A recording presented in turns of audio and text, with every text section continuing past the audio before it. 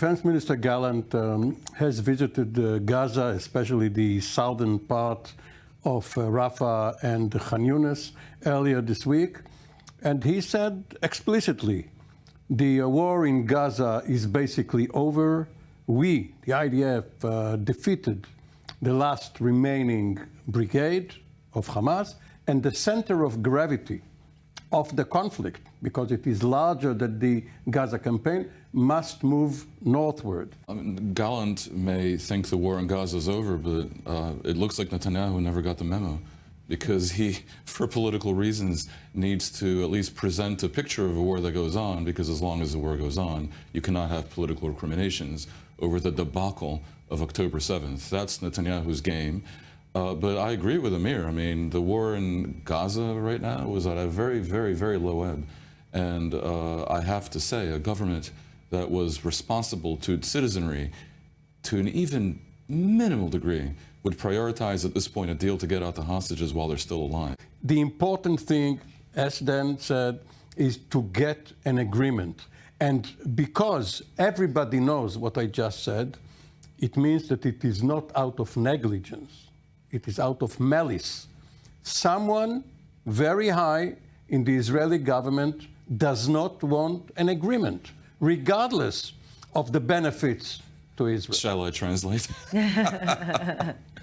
I think on October 7th, Netanyahu understood that he cannot win the discussion about October 7th.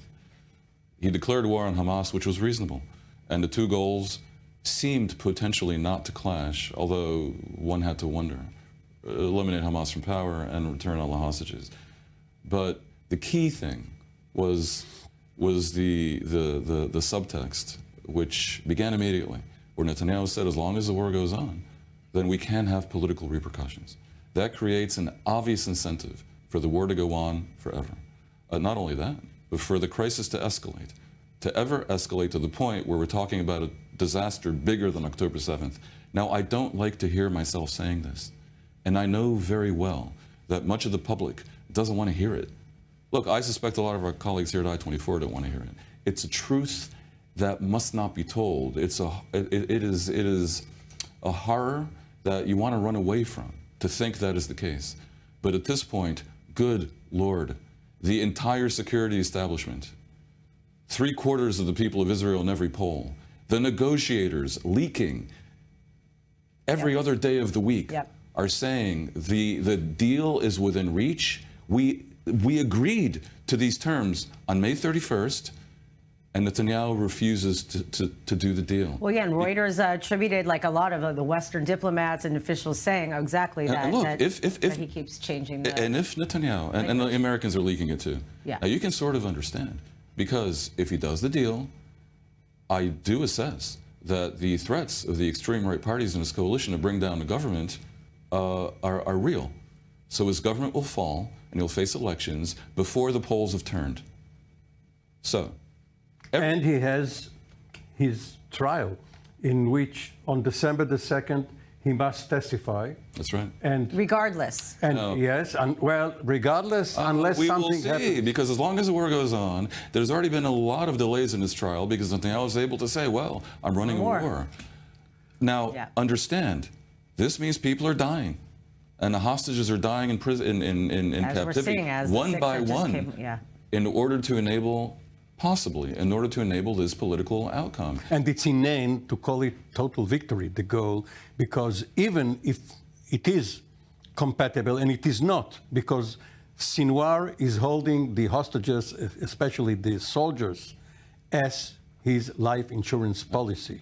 And he is not going to go down without killing all of them. And because of that, even assuming that there is some possible scenario in which Israel wins in Gaza, it will not be total, and there are these other fronts. Gaza is merely one front, one campaign in a wider war. So there cannot be total victory in one small place where all the rest is ablaze. There's another reason why there cannot be total victory, which is a total victory would really mean the elimination of Hamas from power in Gaza. Now, if you do that, you need to create an alternative to Hamas in Gaza. the political force on planet Earth that has been rejecting all efforts to create that alternative is the Prime Minister of Israel. There have been concrete offers on the table, and not the Palestinian Authority as it currently stands. There's a real possibility to revise the PA, to bring in figures that have broad support and that know how to run a proper police state without, a terrorist militia being the real power, to wit, Mohammed Dahlan. There are a lot of options. There are notions about huge aid to Gaza and international assistance on the security side. Yeah. The person preventing that for about 7 months now is Netanyahu. Why? Because the minute he does that, the far right brings down his government.